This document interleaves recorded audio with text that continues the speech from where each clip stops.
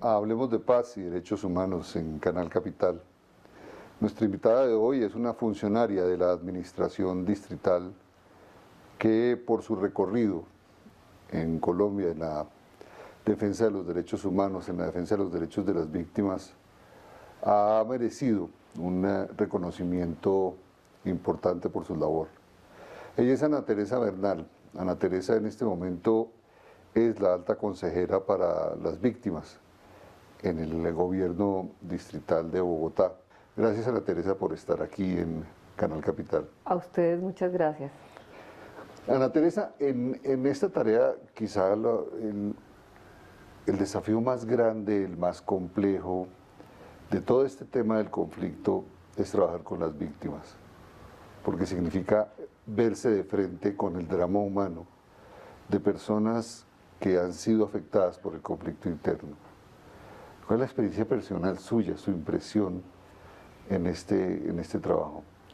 Bueno, lo primero es que Bogotá es una ciudad que no ha asimilado el número de víctimas que habitan dentro de la ciudad. A veces parece que nosotros no tenemos nada que ver con el conflicto. El conflicto está por allá en el Cauca, en el Huila, no. Bogotá es una ciudad impactada por el conflicto, por el número de víctimas que han llegado a la ciudad. Tenemos cerca de 500.000 de personas víctimas de la violencia del conflicto. Es decir, han llegado a Bogotá cerca de medio millón de nuevos habitantes. De nuevos habitantes. Esas personas se han ido ubicando en los lugares más apartados, marginales de la ciudad. En muchas ocasiones se presentan situaciones de tensión, de conflicto entre los pobladores y la población que llega. Y Bogotá ha recibido a esta población con un esfuerzo enorme. Cada vez ha ido mejorando el nivel de asistencia y de atención a la población víctima. Y también viene con la presencia de estas poblaciones, pues hay una situación que digamos, se presenta y es una inserción de nuevas culturas también, ¿cierto? Poblaciones afro, poblaciones indígenas. Y yo pienso que es necesario que Bogotá asimile esto para que entienda pues, la ciudadanía en su conjunto, que tenemos que hacer esfuerzos para que cada vez haya una mejora. Porque el gobierno de Bogotá en principio ha tenido que hacer el no despreciable esfuerzo de tener que prestar servicios, acomodar, ayudar, pero lo vamos a ver ahora con detalle, a estas 500.000 personas. Es una ciudad nueva. Son 428.000 el último censo, el es una último ciudad registro de la unidad. Intermedia en Colombia. ¿Cuál es el perfil de estos nuevos pobladores en Bogotá? ¿Hay un perfil generalizado o dentro de estas culturas o microculturas que llegan a Bogotá hay mucha diferenciación o estamos hablando de un mismo tipo de migrante? Pues yo pienso que la diferencia está en que son diferentes razas, diferentes regiones, diferentes culturas, pero lo que los hace muy parecidos, muy similares es que son desplazados, en extrema pobreza, en condiciones de vulnerabilidad. La mayoría no eran propietarios de tierras, pero sí perdieron su lugar de hábitat, y por lo tanto deberían tener un espacio donde reubicarse, donde retornar. Y bueno, ¿qué hace Bogotá frente a eso? O sea, lo primero es que Bogotá atiende en 6 centros de atención en diferentes localidades a esta población. Es decir, estas personas llegan a la ciudad, ¿no? Y empiezan a ubicarse en zonas marginales, en zonas a las que puedan tener acceso. ¿Hay algún mecanismo de reconocimiento o estas personas van a buscar al gobierno distrital o el gobierno distrital las busca? Bueno, muchas llegan por la terminal de transportes, allí tenemos un punto de atención y allí se les orienta y se les remite, si no tienen, por ejemplo, dónde dormir, porque algunas víctimas que llegan con alguna otra que se vino antes, entonces tiene una red social y de pronto puede lograr un alojamiento.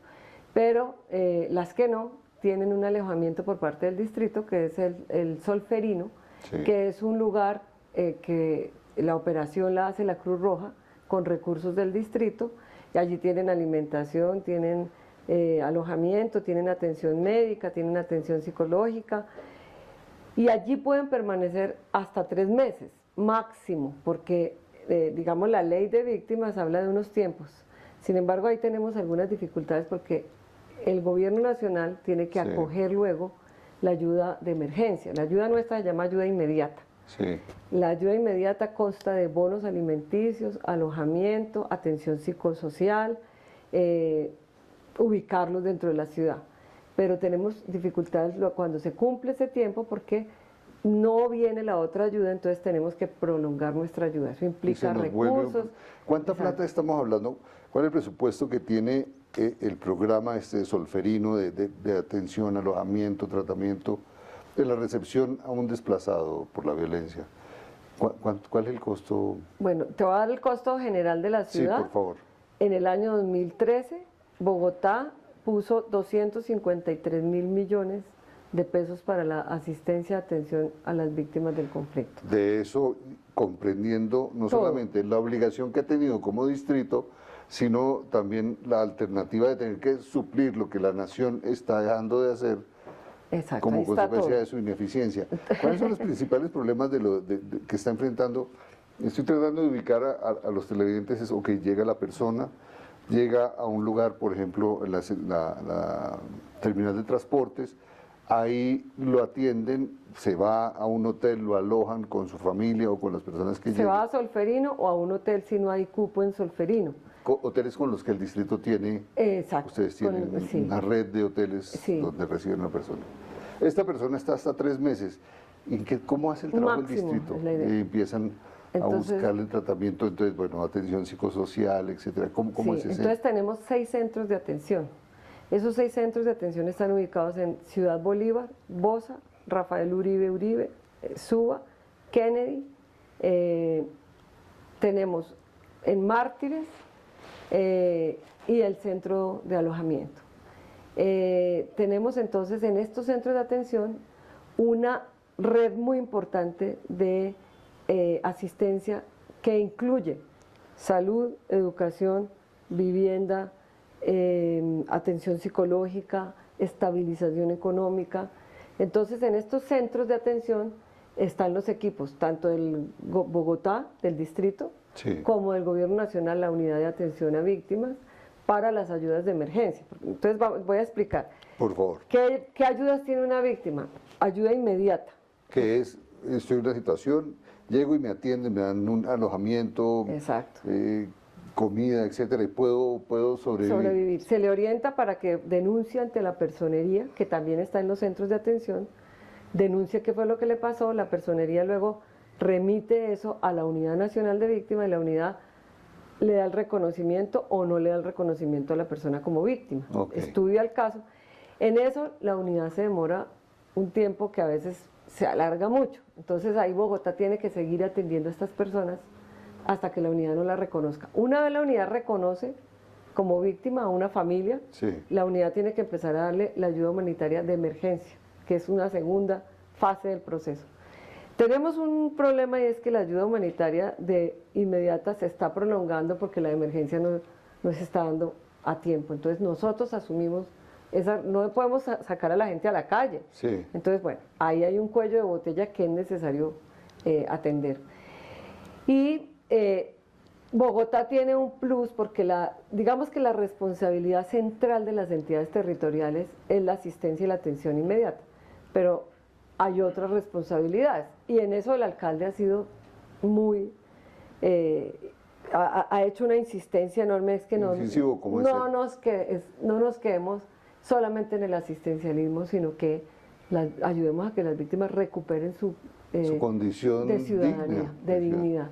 Para eso entonces él hizo que creáramos un programa de 40 abogados, él quería 200, pero ni los recursos, o sea, las cosas no son tan... Abogados que representan a las víctimas. En Bogotá tenemos ese programa y también hay abogados que en los centros de atención las orientan para que ellos sepan cómo el tema de la denuncia, el tema del derecho de petición, si las cosas no resultan, entonces si hay que llegar incluso hasta las tutelas, se llegue hasta las tutelas, pero las víctimas tienen un acompañamiento jurídico muy importante en Bogotá. Entonces, ¿cuáles han sido los principales problemas que detectamos? Una vez ya la víctima se instala, la víctima ya Tiene sale. un lugar y Exacto. quiere reconstruir su vida. Exacto. ¿Cuáles son los principales problemas? Se necesita claridad, por ejemplo, en los criterios de reubicación. Eso estamos conversando con el Gobierno Nacional para que haya más viabilidad en esto. Sí. En los temas de retorno hay un cuello de botella muy grande y es que no hay dónde retornar. En la ley de víctimas se habla del proceso de restitución de tierras. Sí. Y bueno, bien que mal, hay una unidad de restitución que está haciendo el proceso, lento, pero ahí han ido haciendo restituciones, pero la mayoría de las víctimas no eran propietarias. O sea, de los 5.500.000 víctimas desplazadas por la violencia, la mayoría de esas personas eran jornaleros, eran campesinos, eran gente que se desplazó por miedo, porque los iban a matar, porque los amenazaron, porque les mataron a un familiar. Cuando ellos les hablamos de retorno, la pregunta de ellos es ¿a dónde retorno? ¿Y a dónde nos van a llevar? Entonces hemos hecho gestión con Incoder, hemos ido a Incoder, necesitamos tierras para retorno, no hay tierras, no hay una hectárea de oferta de tierra. Pero el gobierno nacional dice que una cosa tiene muy las tierras y que esto está dispuesto para que ya se produzca. No hay tierras. No. Están los procesos de restitución, que eran los que tenían su propiedad, se la quitaron y entonces hay un proceso. Es decir, solamente en la condición en la cual la gente dice, mire, yo estaba en el municipio de Plato, Magdalena, y llegaron unos hombres armados y nos sacaron y se apropiaron de la tierra, tal. Hay que volver allá. Ese es un caso donde ya he identificado el predio. Pero en estos casos donde son jornaleros, donde hay gente que vivía en locaciones temporales, ¿cómo se resuelve ese tema? Entonces, o sea, adjudicación de tierras para campesinos que fueron desplazados y no eran propietarios, no hay. Que eso es lo que en algún momento se ha llamado reforma agraria, o se ha llamado, o sea, ¿cuántos campesinos hay en las grandes ciudades, como en el caso de Bogotá? Además, porque el segundo gran problema es ¿qué hace un campesino en Bogotá? ¿En qué se emplea? Nosotros hemos tenido oferta de empleo y ellos mismos la dicen, por ejemplo, call center o mensajería. No, inclusive manejar un taxi o...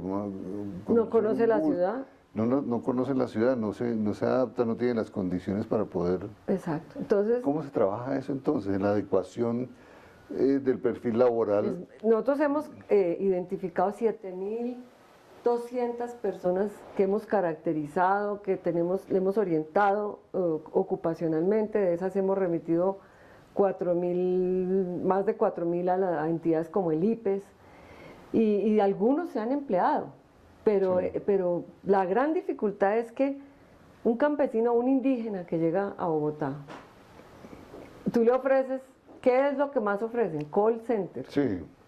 ¿Qué es lo que más ofrecen? Sí, claro. O mensajería. No es muy difícil. Indígenas en un call center. Sí, no tiene sentido, no tiene la localización. Bueno, entonces aquí hay un problema. Nosotros quisiéramos que las personas recuperen su proyecto de vida realmente, o sea, recuperar su proyecto de vida es poder volver donde vivían, desempeñarse, si es campesino, pues que tenga un acceso a la tierra, ¿cierto? Entonces ahí hay cuellos de botella que no están superados y eso causa frustración. Entonces un primer cuello de botella fuerte es el gobierno nacional en el cumplimiento de sus labores complementarias al esfuerzo del gobierno distrital. El gobierno distrital lo trae, lo recibe, le da una atención, pero corresponde al gobierno nacional propiciar el retorno de esa persona a la condición inicial. Si esta persona que quiere quedar ya en la ciudad dice, mire, yo no tengo más, le toca al gobierno distrital asumir la búsqueda de empleo, la dotación de vivienda, etcétera. Sí, nosotros estamos dispuestos a ayudar a reubicar a la gente. Queda Bogotá para eso, por ejemplo. Si una persona dice, yo me quiero reubicar, ya no vuelvo, llevo mucho tiempo, se requiere que el gobierno nacional apruebe esa reubicación, porque hay una serie de condiciones para eso. Si el gobierno nacional aprueba y se cumplen las condiciones, Bogotá le puede dar, está ofreciendo 6 meses de arrendamiento y está ofreciendo acompañamiento en todo este tema de Eso está entre laboral. los 250.000 millones de pesos del presupuesto. Sí, eso está. Pero hay una exigencia que hace el gobierno nacional, de acuerdo a la ley, que incluye una cantidad de requisitos, entre ellos, por ejemplo, el tema de seguridad. Sí. Tiene que haber un aval del Ministerio de Defensa. En Bogotá puede que lo logremos un poco más fácil porque Secretaría de Gobierno y Ministerio y Defensa se puedan poner de acuerdo en que hay lugares en que no hay pero por ejemplo los retornos a las regiones son casi imposibles. Claro. Entonces, sí, porque no se pueden garantizar condiciones de seguridad en medio del medio del conflicto armado. Por ejemplo, el retorno en Vera, tanto Chamí como el retorno en Vera a Andágueda, al Alto Andágueda, Sí. fue muy complicado por el tema de seguridad. Pues hubo que hacer mucho esfuerzo, mucha presión. Bogotá, por ejemplo, en el retorno en Vera Chamí puso 94 soluciones de vivienda. O sea, Bogotá tiene la oferta. Bogotá está dispuesto a seguir empujando el tren de la reparación a las víctimas, pero necesitamos mayor armonización con la política nacional, lo que el alcalde ha dicho y ha insistido, recursos nuevos para las víctimas. Sí. ¿De dónde están saliendo los recursos para las víctimas? Vamos a un corte con unos mensajes aquí en Hablemos de Paz y Derechos Humanos y regresamos con Ana Teresa Bernal para mirar ya, aparte de la dimensión institucional, el tema de la dimensión humana que hay en esto y en el esfuerzo que se está haciendo desde el gobierno de Bogotá para responder al desafío de ayudarle a las víctimas a que vuelvan a ser, a que recuperen su dignidad. Regresamos con ella en un momento aquí en Hablemos de Paz y Derechos Humanos en Canal Capital.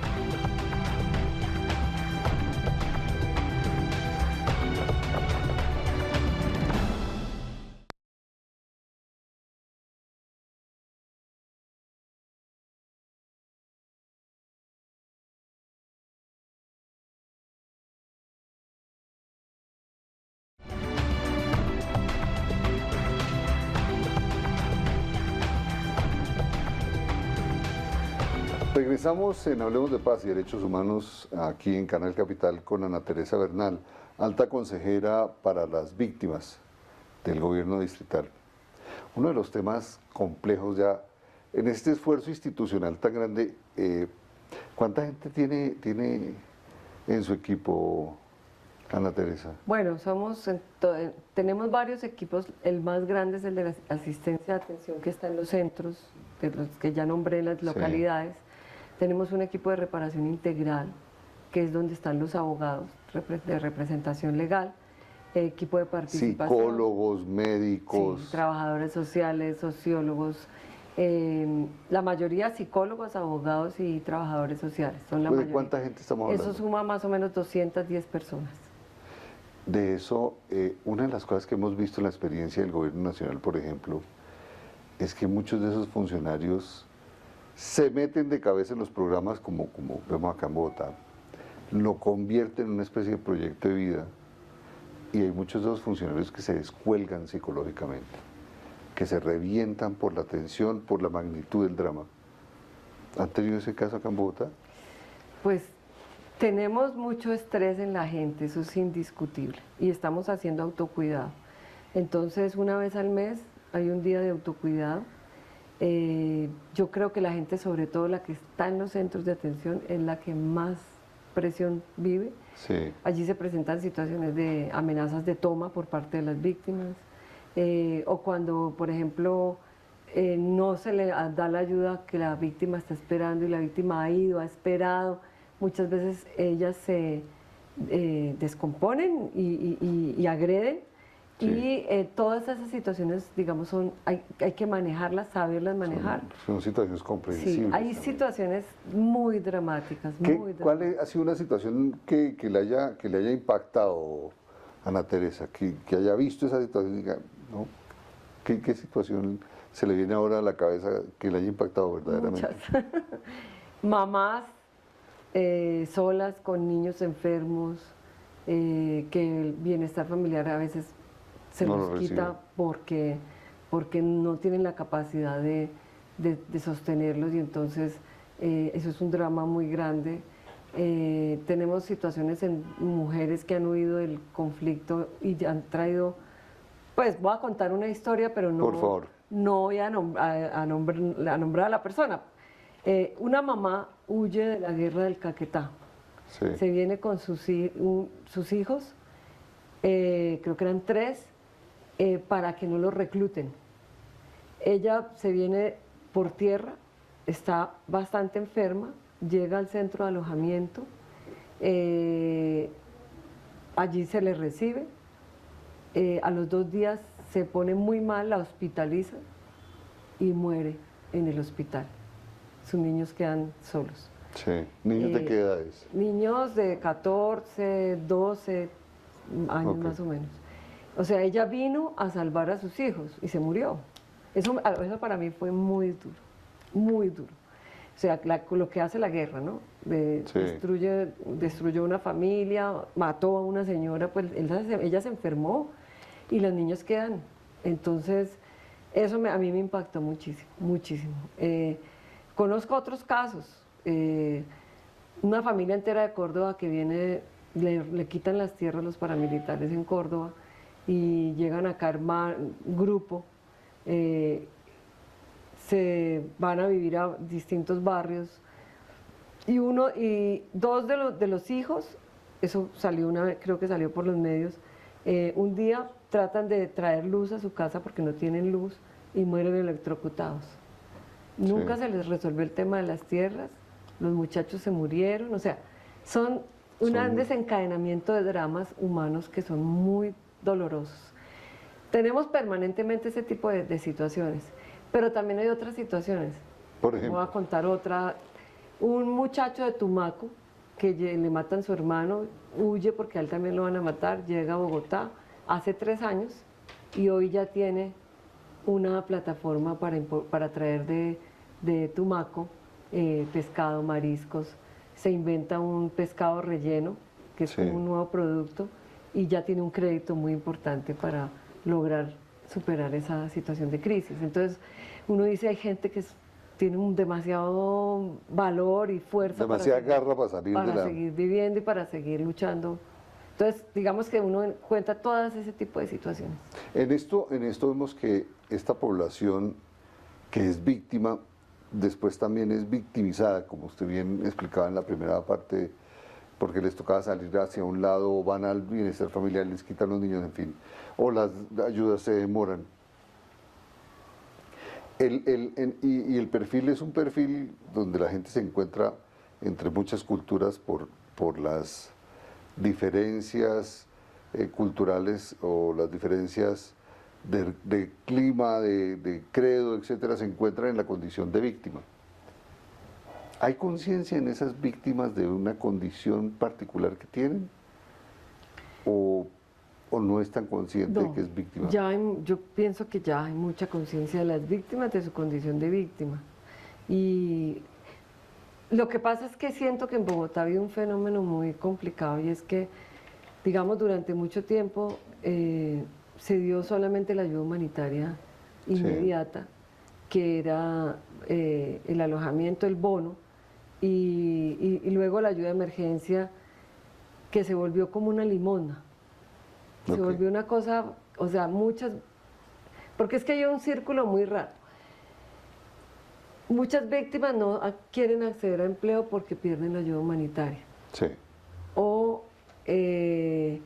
tienen también CISBEN, pero entonces si entran en un empleo pierden, o sea, es una situación en que se vuelve muy complicada, porque se le da una cosa pero se le quita la otra. Su ingreso al mercado laboral formal implicaría salir de dejar de recibir ciertos beneficios. Entonces hubo y en medio de todo eso también surgieron los vivos, ¿no? Los que se presentan como si fuesen víctimas. O que son víctimas, pero siendo víctimas descubrieron que aquí había una posibilidad de ingreso.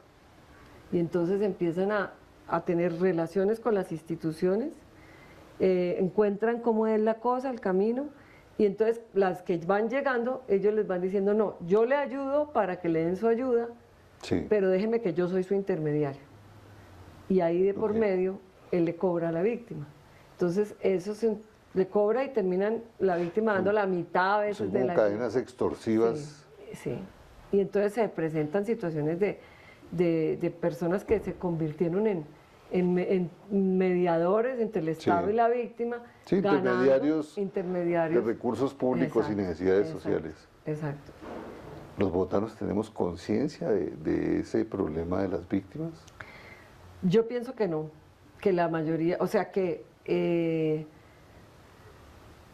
la reacción incluso a veces es muy adversa, ¿no? Por ejemplo, en el proyecto de la hoja de vivienda Sí. que va a ser para víctimas, ha habido muchos conflictos. Hay espacios, lugares en Bogotá en donde viven víctimas y no víctimas, o víctimas y desmovilizados, Sí. y se siente el conflicto social. Y te digo, como te decía, del centro hacia el norte, la gente cree que el conflicto en Bogotá no tiene nada que ver con Bogotá. Sí, así como uno creía que había inundaciones en el país, en el fenómeno, hasta que se inundó aquí Chía y... O el lago, ¿te acuerdas? Sí. Entonces, en eso los bogotanos no tenemos una conciencia. Y en esa conciencia tan limitada o en esa ausencia de vocación de estar ayudándole Hay organizaciones en Bogotá, hay una infraestructura que pueda, social, privada, que pueda estarle ayudando a la infraestructura social que está trabajando el Distrito Pública. Pues hay organizaciones de derechos humanos que trabajan con víctimas y uno reconoce el esfuerzo que hacen. Hay organizaciones de víctimas también que digamos ya tienen una trayectoria. Se creó por ley la Mesa Distrital de Víctimas, que fue unas elecciones que se hicieron para conformar esa mesa, que es como la interlocutora Gobierno Nacional, Gobierno Distrital. Es una mesa que, digamos, va a tener una vigencia hasta el 2015.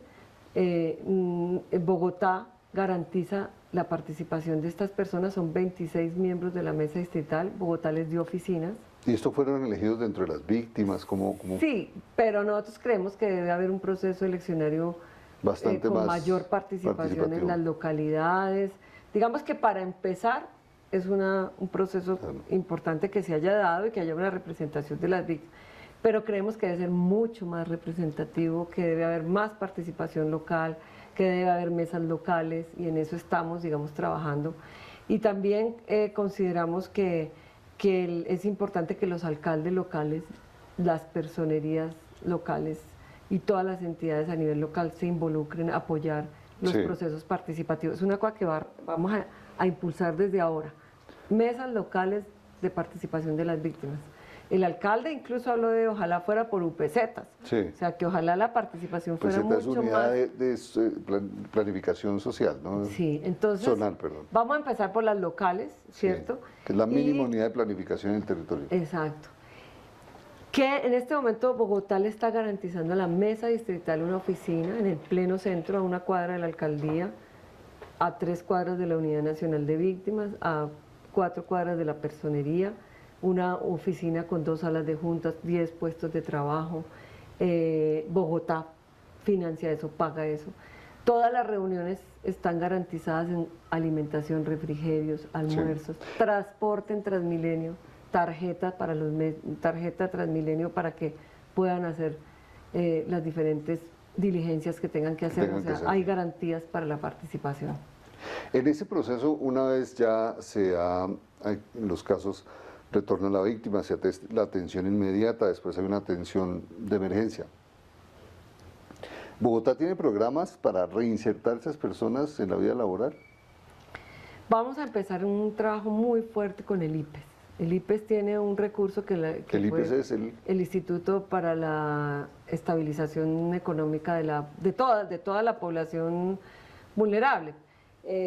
Pero dentro de eso está el programa de víctimas. En el programa de víctimas, el IPES va a manejar un presupuesto de 12.000 millones para el año 2014. Que eso es una platica. Y yo creo que eso, si no hacemos algo con eso, estamos fregados. 1.000 millones de pesos al mes para programas de capacitación o programas de apoyo para la reinserción laboral. El empresario bogotano ha tenido la generosidad para ayudar acá, para estar aportándole y apostando a este proceso de Pues yo no lo he visto. de las víctimas? En este gobierno no lo he visto. Pero estamos abiertos a que lo hagan y Sí. dispuestos ¿Y a han buscado eso? coordinarnos. ¿Ustedes se han movido con eso? No mucho, yo pienso que nos desborda a veces el trabajo, nos Sí. falta tiempo para gestionar más, pero bueno, nos quedan 2 años y no es tarde para lograr una articulación público-privada en esto. Y ahí, por ejemplo, he estado conversando con el Club Nogal, Sí. con quien vamos a desarrollar unas actividades. Espero que allí también se nos abra como posibilidades de articulación y diálogo con empresarios. Club Nogal por el tema de las víctimas del Nogal. Sí. Vamos a trabajar y vamos a apoyar una iniciativa que ellos van a presentar de una carrera atlética por las víctimas, pero yo creo que hemos abierto una puerta y puede abrirse mucho más. Sí. Organizaciones como el Nogal, organizaciones como las distintas ONGs y las universidades y centros de formación pueden estar ayudando muchísimo a que las víctimas, a mejorar esa condición de las víctimas, ¿verdad? Sí, exactamente. Yo creo que tenemos que trabajar en esa perspectiva. También quería contarte que hay un programa que creó la Secretaría de Educación, articulado con el Gobierno Nacional, en donde Bogotá pone 5.000 millones de pesos para un fondo de educación superior. Entonces, Es decir, para que la gente pueda ir a la universidad. sí, eso ya empezó, ya se hizo la primera convocatoria en noviembre. O sea, este semestre ya va a haber víctimas estudiando en universidad. Se hizo una convocatoria. No recuerdo en este momento el número exacto de víctimas que van a estar en el primer semestre de 2014. Y más o menos en un mes se abre la segunda convocatoria. Muy importante, porque muchas víctimas que viven en Bogotá no tenían acceso a educación superior. Una pregunta de cierre de este segundo bloque del programa. Y es, ¿no se ha visto de manera fuerte la iniciativa del gobierno, de los empresarios privados? Hay una generosidad importante de los ciudadanos, de los bogotanos con respecto a la llegada de estas personas. Desde el punto de vista del tejido social, desde el punto de vista de la cohesión social que se necesita para que estas personas puedan ser incorporadas. Hay casos ya de incorporación efectiva, donde la gente no solamente se incorporó laboralmente, sino también socialmente. Sí, sí, hay, claro. O sea, nosotros, de las víctimas que remitimos el año pasado, muchas de ellas se emplearon en diferentes programas del Sí. distrito. Misión Bogotá, también proyectos productivos. ¿El balance qué tal es? ¿Qué tal el balance? Porque eso es muy difícil también para una persona que vivía en el campo, llegar a trabajar en una actividad absolutamente urbana, en el programa, por ejemplo, de Bogotá, de estos trabajos de organizaciones con personas que están prestando servicios cívicos. ¿Es muy difícil ese tránsito para la persona? Yo pienso que el balance es como agridulce, más bien, diría Ya. yo, como el vaso está medio lleno. Digamos que hay gente que ha logrado incorporarse a la vida laboral, pero eso Sí. no es de largo aliento. O sea, no hay programas de largo aliento, generalmente se hace por contratos. Muchos de las víctimas están también en programas como los recicladores. Sí. Esa es una buena cosa, porque allí ya tienen una estabilidad laboral, tienen prestación social, tienen, son trabajadores de planta. Entonces, un programa como eso es un programa muy importante. Sí. Y muchos recicladores son víctimas que llegaron a la ciudad. Entonces, creo que programas de más largo aliento hay que crear. Y también en los temas de proyectos productivos, Sí. creo que eso ha sido un fracaso históricamente. ¿Por qué? Porque la experiencia... Porque si tú le das a una víctima 3 millones de pesos y Sí. la lanzas al mercado, Vaya usted y eso fracasa. Eso tiene que ser, monte una microempresa, usted Exacto. vaya y haga eso tiene que ser más recursos, más sostenibilidad y más preparación y más para la gente. acompañamiento y Exacto. preparación. Mire, conocemos casos de gente que la preparaban para panadería y el empleo que le daban era para Sí. electricidad. O zapatería. O, Pues sí. Entonces eso no sirve. sí. O la preparaban para la panadería y le daban recursos para que montara otra cosa. Sí. Entonces eso ha sido fracaso, eso no ha sido exitoso. Yo creo que ahorita con lo del IPES tenemos que hacer un programa sostenible donde la gente realmente sienta que puede superar su estado de vulnerabilidad y pueda enfrentarse a la ciudad compitiendo en alguno de los mercados. Sí, También el tema de las cadenas de distribución, o sea, hay mucho por hacer y hay voluntad. Y en eso nos pueden ayudar mucho los empresarios. Sí. Regresamos en un momento con Ana Teresa Bernal, alta consejera para las víctimas en la Alcaldía de Bogotá. Con ella estamos aquí en un momento en Hablemos de Paz y Derechos Humanos.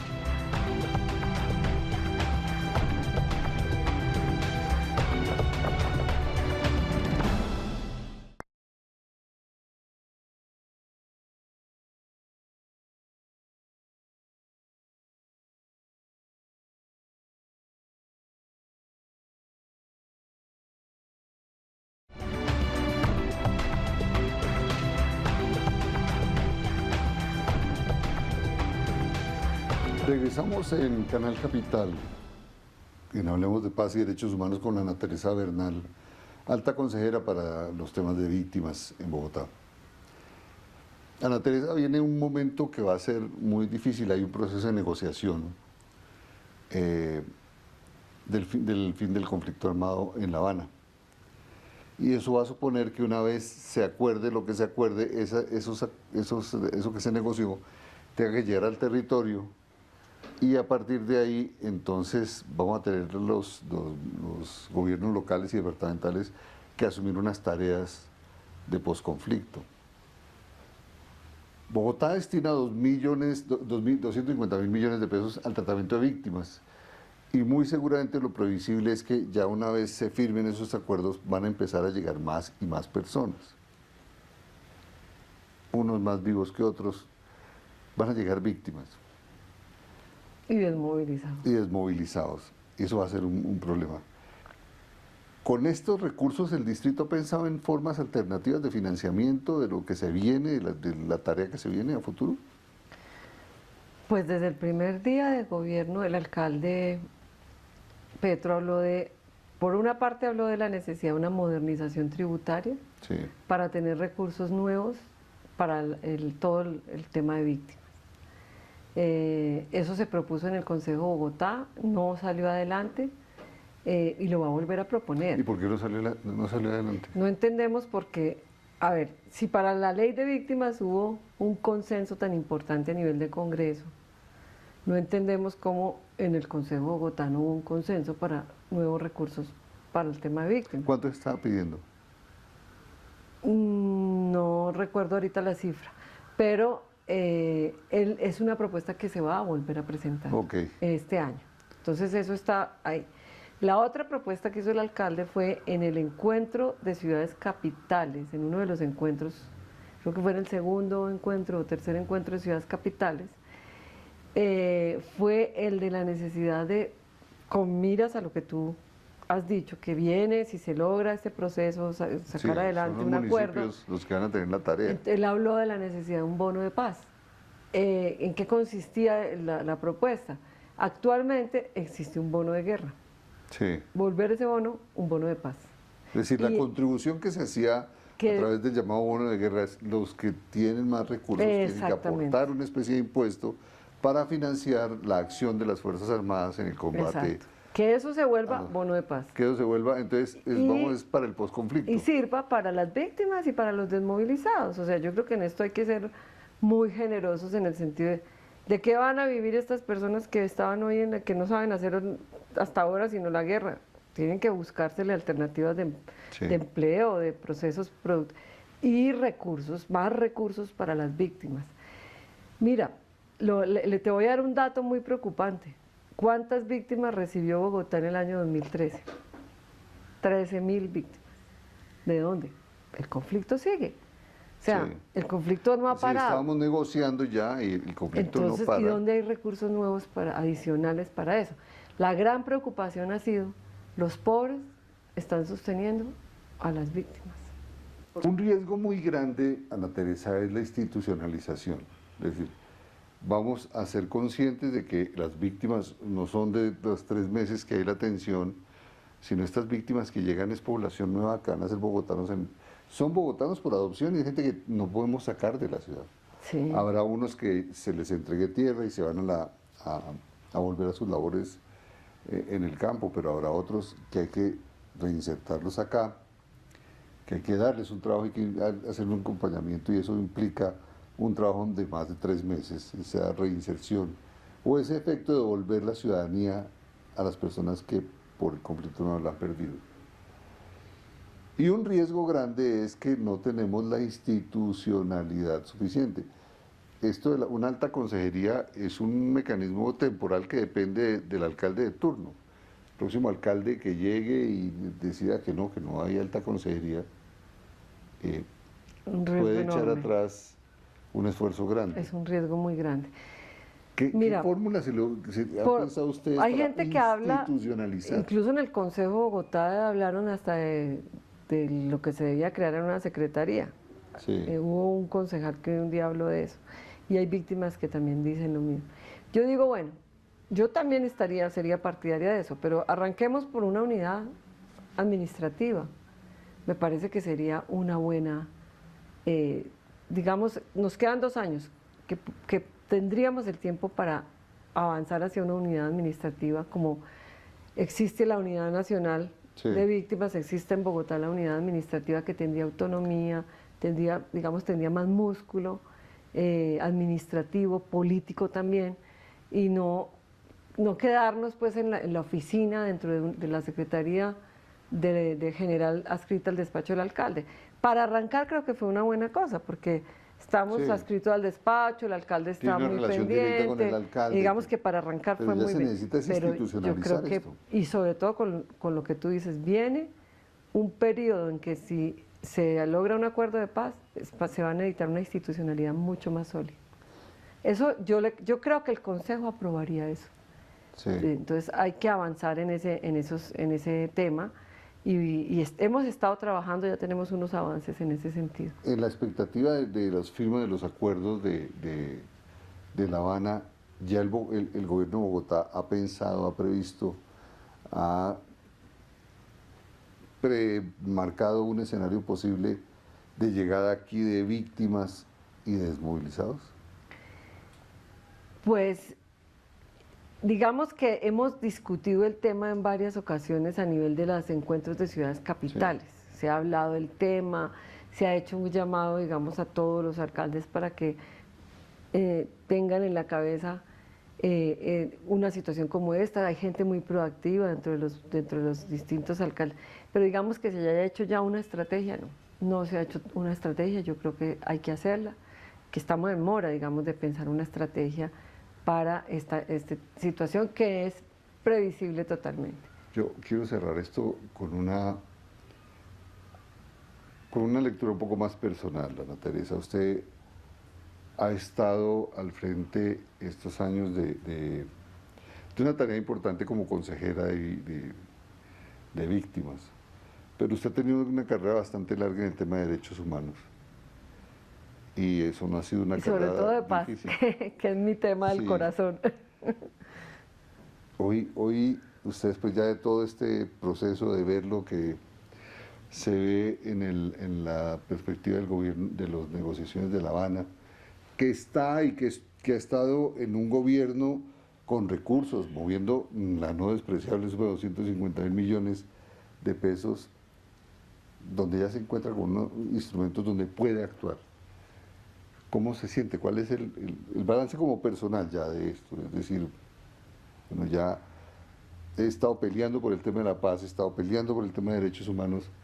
Hoy tengo una institucionalidad que me respalda y que me aporta los recursos para hacer una tarea. Ay, yo digamos, creo que hay una voluntad política muy fuerte de parte del alcalde de Bogotá en este tema, una voluntad política fuerte. Yo tengo una sensación de mucha incertidumbre con el tema de paz, o sea, porque digamos que hay quienes dicen que eso va muy bien, ese proceso va para adelante, sin embargo hay realidades internas que no se corresponden con eso. Entonces, En La Habana parece que hay un diálogo, unos resultados sobre unos temas, pero a nivel interno en el país hay situaciones que a uno le generan mucha incertidumbre.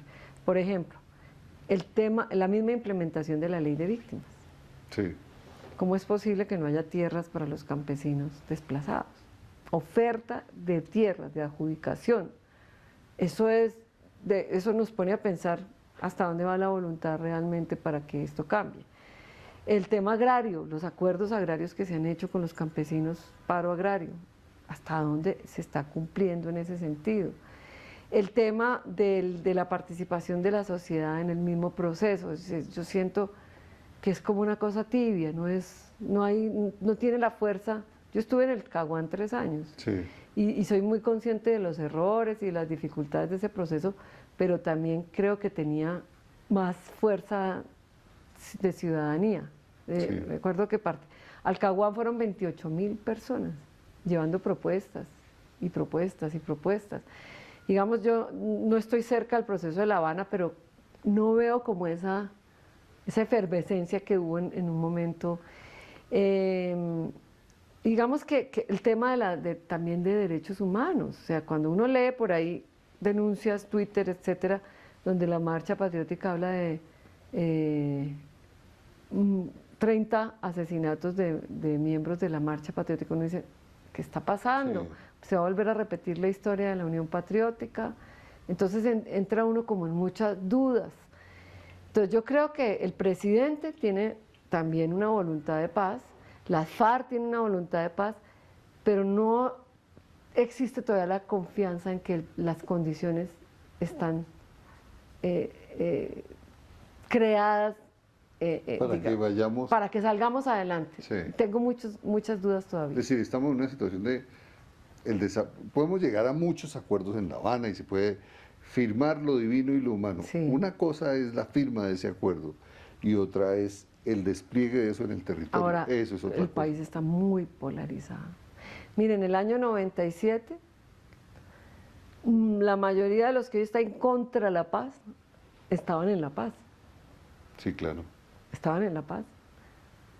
Y hoy están contra la paz. En su momento fue gente que desfiló en el Caguán y después se volvieron en los grandes enemigos y en los grandes críticos del Caguán después de que ellos habían... Y ahora de este proceso. Sí. O sea, el país se polarizó de una manera impresionante. Es que en el año 97 había un movimiento de paz vigorosísimo. Le agradezco que haya estado con nosotros. Yo también los invito a que vayan a los centros de atención. Ojalá. Y a ustedes muchas gracias por habernos acompañado en esta hora de conversación con una persona que de verdad está contribuyendo al mejoramiento de la condición de vida de muchos colombianos afectados por la violencia. Son, como ella, muchos trabajadores por la paz y los derechos humanos que hay que seguir apoyando. Los invitamos a la próxima emisión donde tendremos otro invitado aquí en Hablemos de Paz y Derechos Humanos en Canal Capital. Buenas noches.